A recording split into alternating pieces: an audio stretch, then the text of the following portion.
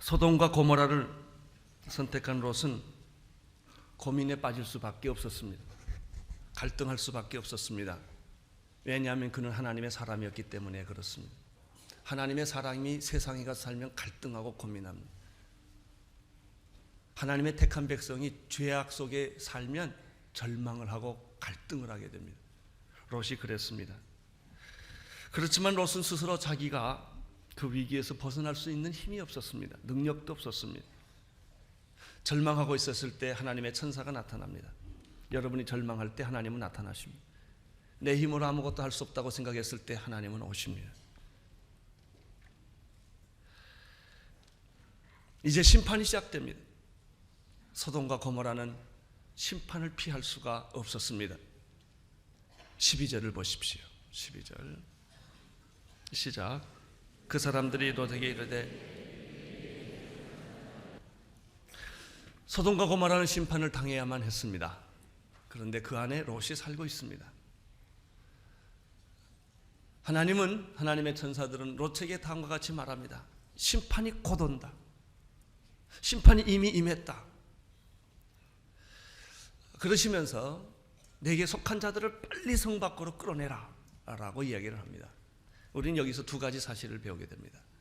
첫째는 롯에게 속한 사람들을 다 구원하신다는 것입니다. 하나님은 롯만 구원하기를 원하지 않습니다. 롯에게 속한 사람을 다 구원해 주기를 원하십니다. 사도행전 16장 31절의 말씀을 우리는 생각할 수 있습니다. 주 예수를 믿어라. 그리하면 너와 내 집이 구원을 얻으리라. 구원은 개인적인 거예요. 물론 아내가 예수 잘 믿는다고 남편이 자동적으로 천국 가는 건 아니에요. 남편이 예수를 믿어야만 천국 갑니다. 그렇지만 오늘 이 말씀 속에서 우리에게 주시는 놀라운 메시지는 무엇인가? 주 예수를 믿으라. 그리하면 너뿐만 아니라 내가 속한 가족을 내가 다 구원해 주겠다는 거예요. 롯만 구원해 주지 않고 하나님의 천사는 기회를 줘요. 내게 속한 가족들을 다 끌어내라 하는 거예요. 여러분, 예수 믿지 않는 집에 시집간 한 여자가 있습니다. 그 집에 가서 그는 제사를 드려야 됐고 부모님이 시부모가 믿는 종교를 따라야 됐기 때문에 교회를 갈 수가 없습니다.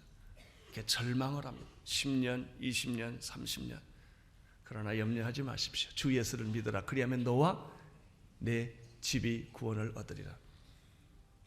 제가 최근에 지난주에 큰 어떤 가족 모임에 가서 전도한 일이 있습니다.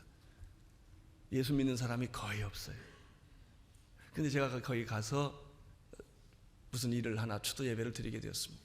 그때 거기 있던 한 자매가 눈물을 흘리더라고요. 알고 보니까 예수 믿는 집에서 시집 온 사람이 이 집에 와서 20년 동안 교회를 못 다녔어요. 설교를 듣고 눈물을 흘리더라고요. 그 자매의 마음이 얼마나 아팠을까. 그리고 목사가 와서 기도해주고 설교해주니까 위로가 된 거예요. 저는 믿습니다. 그 가정이 구원받을 것을.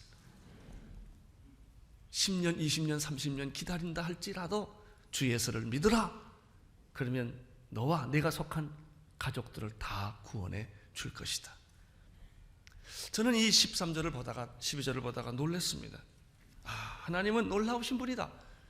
롯만 구원해 주지 않고 롯에게 말합니다. 내가 속한 가족들이 누가 있느냐? 그 가족들을 다 성 밖으로 끌어내라 하는 것입니다. 12절에서 또 한 가지 배우는 사실이 있습니다. 그것은 구원이란 무엇인가? 성 밖으로 끌어내는 것이다. 여러분, 소돔성 안에 있으면 아무리 구원해주고 싶어도 하나님이 구원할 수가 없어요. 왜냐하면 소돔은 심판을 받아야 하기 때문에 그렇습니다. 구원이란 무엇입니까? 심판받는 도시로부터 끌어내는 것입니다. 애굽이라고 하는 나라는 화려하고 문명이 있고 좋은 도시입니다. 나일강이 있는 곳입니다. 그러나 하나님은 이스라엘 백성들을 애굽 땅에 두기를 원치 아니하시고 애굽 땅에서 끌어내서 적과 꿀이 흐르는 가나안 땅으로 가게 하셨습니다. 고통이 있고 아픔이 있을지라도 끌어내십니다. 이게 구원이에요. 세상이 아무리 좋을지라도 세상 안에 빠져 있으면 당신은 죽게 되어 있습니다. 세상 밖으로 나오셔야 합니다. 저주와 절망 속으로부터 밖으로 나와야 합니다. 이게 구원이에요. 구원은 애굽으로부터 떠나서 적과 꿀이 흐르는 가나안 땅으로 들어가는 것이 이 구원입니다. 사랑하는 성도 여러분, 이 세상이 아무리 좋아도 세상에 머무르지 마십시오. 세상에 빠져 있지 마십시오. 우리는 세상을 떠나서는 살 수는 없지만 이 세상이 우리의 영원한 안식처는 아닙니다. 빠져나오셔요. 빠져나와서 하나님이 약속한 적과 꿀이 흐르는 땅으로 가는 것이 구원입니다. 13절을 보십시오. 13절 시작. 그들에 대하여 부르짖음이 여호와 앞에 크므로 여호와께서 우리로 이것을 멸하러 보내셨다. 우리가 말이다. 천사들은 롯에게 드디어 소돔과 고모라의 멸망이 눈앞에 왔다는 사실을 이야기를 해줍니다. 멸망이 올 것입니다. 근데 13절에서 우리가 하나 깨닫는 게 있어요. 하나님이 심판하시지만 심판의 수행자는 천사라고 하는 거예요. 여기 우리로 이것을 멸하러 보내셨나니 우리가 멸하리라 그랬어요. 계시록에 보면 천사는 하나님 경배하고 찬양한 역할도 하지만 심판의 역할도 하는 분이 천사입니다. 대접을, 진노의 대접을 뿌리는 일을 천사가 합니다. 이것이 왜 중요합니까? 이제 앞으로 지구에는 마지막 대심판이 있을 거예요. 그때 천사들이 와서 이 심판을 지휘하게 될 것입니다. 이런 소식을 들은 롯은 당황하기 시작했습니다. 왜 당황할까요? 준비가 없는 사람은 당황합니다. 하나님을 믿어도 신앙생활을 안 해오신 분들은 위기에 부딪히면 당황합니다. 하나님 안 믿는 거 아니에요. 믿어도 당황합니다. 롯은 자기 마음대로 살았어요. 하나님 택한 사람이고 하나님이 보호하는 사람이지만 그는 소돔에 가서 산 사람이에요. 물질 중심으로 산 사람이에요. 자기 마음대로 산 사람이에요. 그는 준비가 안 돼 있는 사람이에요. 그래서 위기가 오고 심판이 온다는 소식을 들을 때 롯은 어쩔 줄 몰랐어요. 자, 14절을 보십시오. 14절 읽어주십시오. 시작. 롯이 나가서 그 딸들과 정원한 사이들에게 고하여 가되 여호와께서 이 성을 멸하실 터이니 너희는 일어나 이것을 떠나라 하되 그 사배들이 롯은 마음이 급했습니다. 딸들보다 딸들의 사위가 더 딸들의 그 정원한 그 사위들이 문제라는 걸 알았습니다. 그래서 그들에게 찾아갑니다. 심판이 곧 온다. 여호와께서 곧 심판하신다고 정중하게 사위들에게 이야기를 했지만 14절을 보면요. 제일 끝에 뭐라고 그래요? 사위들이 어떻게 해요? 이게 문제입니다. 여러분 하나님 말씀 농담으로 듣지 않게 되기를 바랍니다. 이건 아주 진지한 거예요. 사위들은 그렇게 생각했죠. 아니 이렇게 좋은 날 뭐가 문제가 되어서 그렇게 서두시고 당황하시고 그렇게 하십니까? 심판이요? 그거 안 와요. 그런 거 없어요. 그렇게 말하던 사람이 있죠. 노아 시대 사람들이 시집가고 장가가요. 하나님의 심판이 오고 이제 곧 하늘의 창문이 열리고 지하수 샘물이 터져서 지구는 물로 다 멸망하게 되는에도 불구하고 사람들은 믿지 않았습니다. 지금도 마찬가지입니다. 사람들은 하나님의 말씀 믿으려 하지 않습니다. 사람들은 하나님의 말씀을 농담으로 생각합니다. 나는 오늘 여러분들이 하나님의 말씀을 농담으로 생각하지 않게 되기를 축원합니다. 롯의 마음은 더 조급해졌고 더 당황하기 시작을 했습니다. 우리는 여기서 롯과 사위와의 관계를 봅니다. 복음을 받은 사람들은 마음이 조급합니다. 복음을 모르는 사람들은 농담으로 생각합니다. 두 세계는 엄청난 차이가 있습니다. 15절을 보십시오. 시작. 동틀 때 천사가 롯을 재촉하여 가로되 일어나 여기 있는 내 아내와 두 딸을 이끌라. 이 성 죄악 중에 함께 멸망할까 하노라. 천사는 말합니다. 천사가 롯을 재촉했다고 말했죠. 급한 거예요.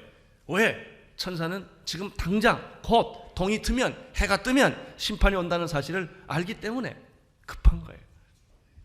재촉합니다. 빨리 내 사위는 그럼 포기하고 내 딸이나 내 아내나 데리고라도 빨리 이 성 밖으로 나가라 라고 말합니다. 여기서 여러분 뭘 느끼세요? 구원의 소식은 시급하다는 거예요. 사람들은 생각합니다. 오늘만 날이냐? 내일도 있고 모레도 있고 1년 후도 있고 10년 후도 있지 않느냐? 그러나 이상합니다. 사실 시간이 많아요. 그러나 그 많은 시간은 다 헛되이 보냅니다. 그리고 결정적인 순간이 딱 도착했을 때는 시간이 없어요. 암에 걸렸다는 통보를 딱 받는 때는 3개월이에요. 시간 없어요. 위기가 부딪히면 시간이 없습니다. 위기가 오기 전까지는 시간이 많아요. 근데 그 많은 시간을 우리는 좋은 데 못 쓰고 다 헛되이 써버려요. 젊은 날 다 세상을 위했어요. 그 많은 돈 헛되이 다 써요. 그 많은 시간 다 세상에 낭비하고 있다가 뭐 괜찮겠지 그러다가 결정적인 순간이 딱 오면 시간 없어요. 아주 급한 거예요. 이제 몇 시간 없는 거예요. 그 시간에 모든 걸 다 처리하려니 아직 마음이 급한 거예요. 여러분, 복음은 그렇게 시간이 많이 없어요. 급한 거예요. 그래서 빨리 예수를 전해야 돼요. 내일 믿겠지, 1년 후에 묻겠지, 아니에요. 오늘 여러분의 자녀에게 빨리 복음을 전하시기를 바랍니다. 여러분의 부모님에게 주저주저 하지 말고 빨리 복음이 전하세요. 아유, 우리 엄마가 화를 내. 나 야단 맞아. 야단 맞는 게 낫지요, 지옥 가는 것보다. 지금 당장 성 밖으로 나가지 않으면 위기가 온다는 것이죠. 사랑하는 성도 여러분, 시간은 항상 있지 않습니다. 젊음도 항상 있지 않습니다. 당신 포켓에 있는 돈도 항상 그대로 있지 않습니다. 돈 빠지는 거요, 2달이면 다 빠져요. 재산이요, 무너지면 하루아침에 무너져요. 절대 여러분의 거 아닙니다. 건강도, 재물도, 권력도 여러분 거 아니에요. 빠질 때 썰물처럼 나가는 거예요.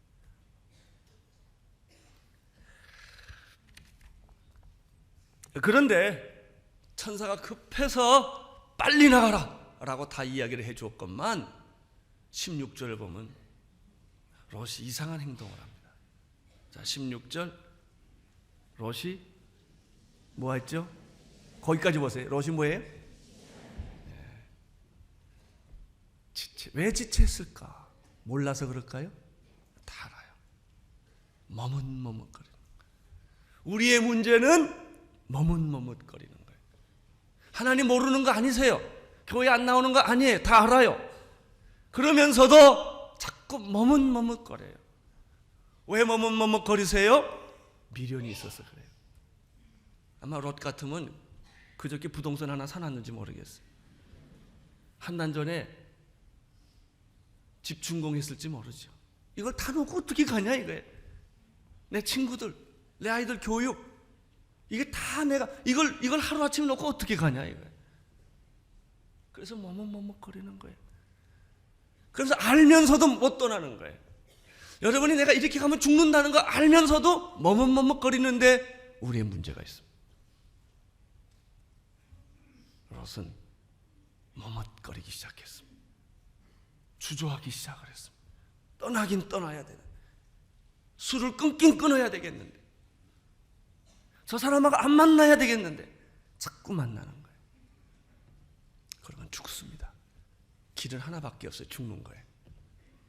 무슨 수를 써도 끊어야 돼. 떠나야 돼요. 그래야만 삽니다. 롯이 지체하기 때문에 그 다음 보세요. 16절 그 천사들이 어떻게 합니까? 롯의 손과 그 아내의 손과 두 딸의 손을 잡아 어떻게 해요? 강제로 끌고 밖으로. 그러니까 우리는 이렇게 손을 딱 잡혔어요. 안 가려고 그냥 천사들이 확 쳐가는 거예요. 안 가니까 뒤에서 막 미는 거예요. 이렇게 빨리 나가라. 왜 그럴까요? 사랑 때문에. 사랑 때문에. 있으면 죽으니까. 안 가려고 아우성을 쳐도 날 뭐 침뱉고 욕하고 뭐 별소리를 다 해도 밀고 가는 거예요. 왜요? 사랑 때문에.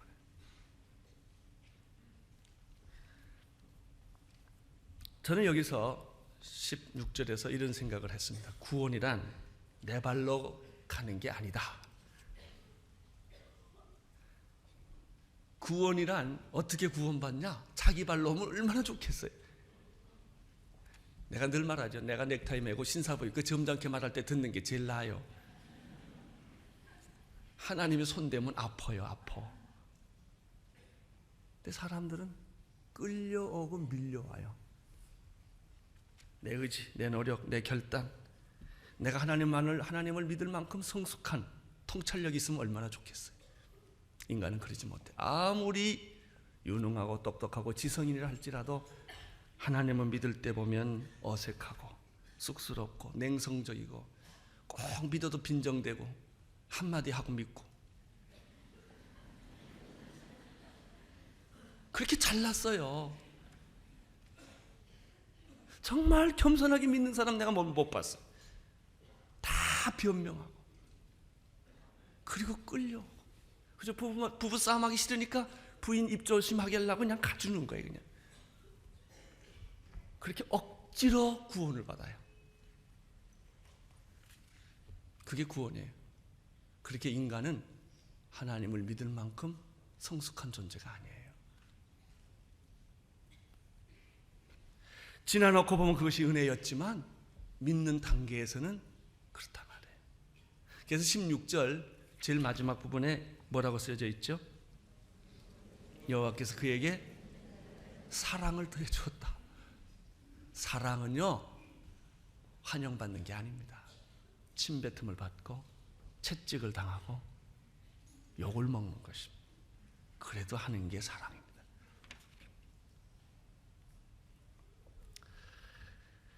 하나님의 구원은 조건이 없고 하나님의 은혜는 해석할 수가 없습니다. 일단 롯의 아내, 롯의 딸 데리고 손을 붙잡고 강제로 끌고 성 밖으로 나왔어요. 그 다음에 17절에 보면은 천사가 계속 뭐라고 말하는지 잘 들어보십시오.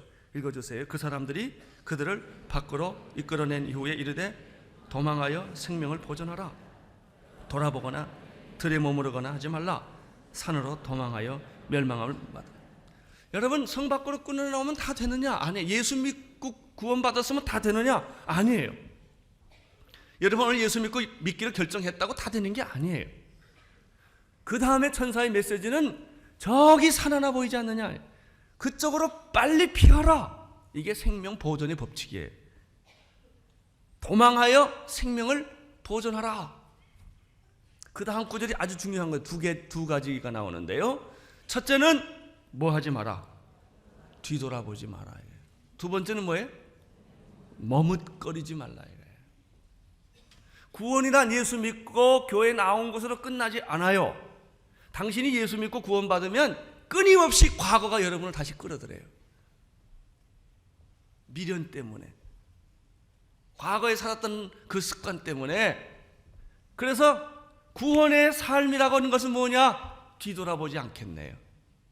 뒤돌아볼 수 없어요. 과거로 돌아가지 마세요. 과거는 끊어버렸어요. 단절해버렸어요. 과거로 돌아가면 죽습니다. 뒤돌아보지 말 것. 두 번째 또 하나 있어요. 머뭇거리지 말 것. 거기서 시간 끌지 말라는 거예요. Keep going. 계속 가라는 거예요. 힘들고 어려워도 비록 소돔과 고모라가 유황불로 심판받는 그 무서운 소리가, 폭풍 소리가 들어도 보지 말고 계속 앞을 가라. 참된 신앙생활은 뒤돌아보지 말고 엿보지 말고 예수님, 푯대이신 예수님만 바라보고 그냥 가는 거예요. 귀가 근질근질하고 누가 뒤에서 나를 잡는 것 같아도 뒤돌아보지 말고 또 뭐 하지 말라? 머뭇거리지 말라. 생명 보존의 법칙은 저는 자전거 법칙이라고 그래요. 자전거를 일단 타면 자전거는 뒤로 가는 법이 없어요. 절대 뒤로 못 갑니다. 자전거의 운명은 앞으로 가게 돼 있어요. 자전거의 운명은 서 있으면 넘어져요. 페달을 계속 밟아야 돼요. 이것이 신앙생활이에요. 첫째, 뒤돌아보지 말 것. 과거로 돌아가지 마십시오. 두 번째, 당신이 살고 있는 데가 아무리 좋아도 거기서 머뭇거리지 마십시오. 그리고 계속 전진하십시오. 계속 전진하십시오. 18절, 19절을 읽으십시오. 시작.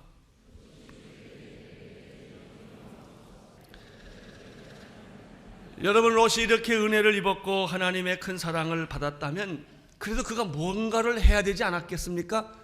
근데 오늘 우리는 이 18절 19절에서 마음이 비참해져요. 롯이 두려움에 사로잡혀서 오금이 저려가지고 아무것도 못한다는 거예요. 두렵건대 재앙을 맞아 내가 죽을 것 같습니다. 생각해 보세요. 이 정도 하나님이 봐줬으면 용기를 얻고 뛰어가야 될 거 아니에요. 근데 욥은 그렇게 못해요. 롯은 그렇게 못해요. 자기 눈앞에 보이는 산까지 도망갈 힘이 없는 거예요. 롯은, 제가 노트에 이렇게 썼습니다. 롯은 구원을 받았을 때 가까스로 받았고 억지로 구원받았다. 그는 눈앞에 있는 것도 갖지 못하고 주어진 떡도 못 먹는 사람이다. 참 이렇게 믿음이 없을 수가 없어요. 하여튼 롯에 대해서 이런 실망이 돼요. 아니 여기까지 해줬으면 그래도 이러는 나야 될 텐데 그것도 못하겠다는 거예요. 20절 읽어주세요. 시작.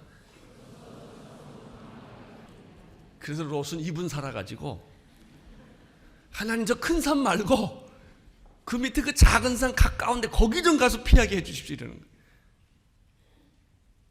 이게 누굴까요? 롯이 아니고 여러분 아니에요? 나 아니에요?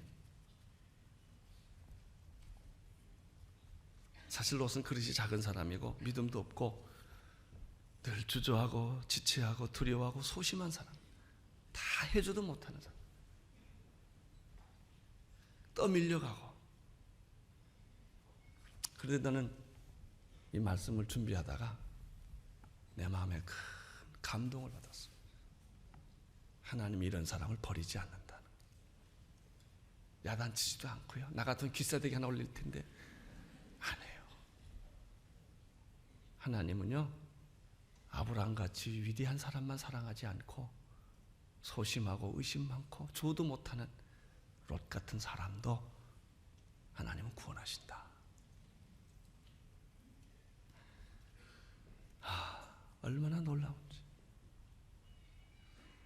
여러분 집에 자녀가 있는데 똑똑하고 공부도 잘하고 직장도 좋은 얻은 그런 자녀만 부모가 사랑하지 않죠.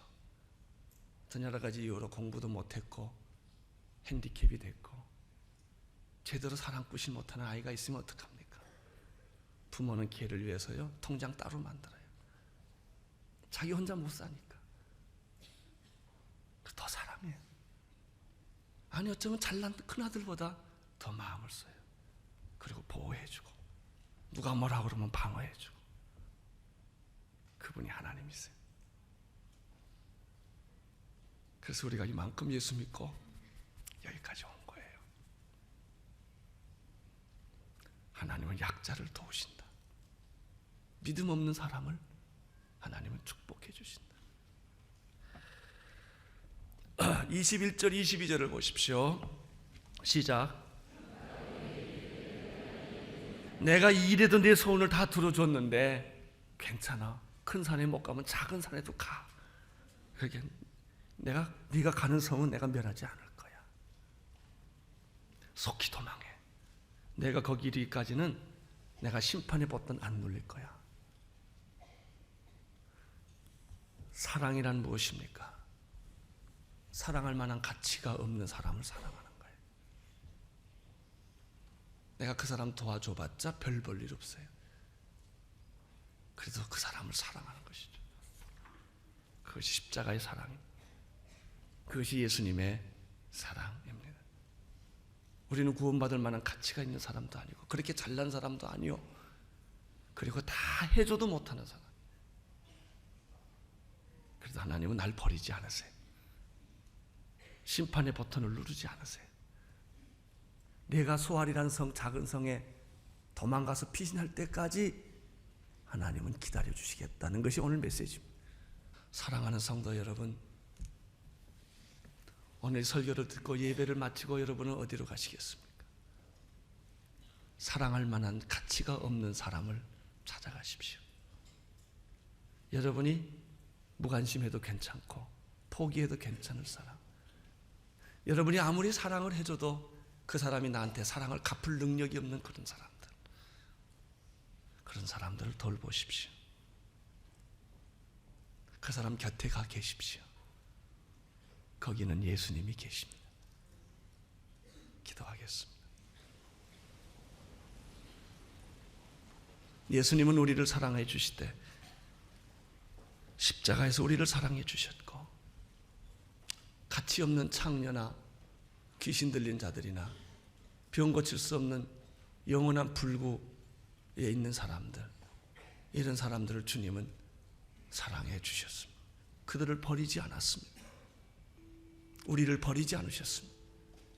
우리를 억지로라도 끌어서 구원시켜 주셨습니다. 교회까지 오게 해 주셨습니다.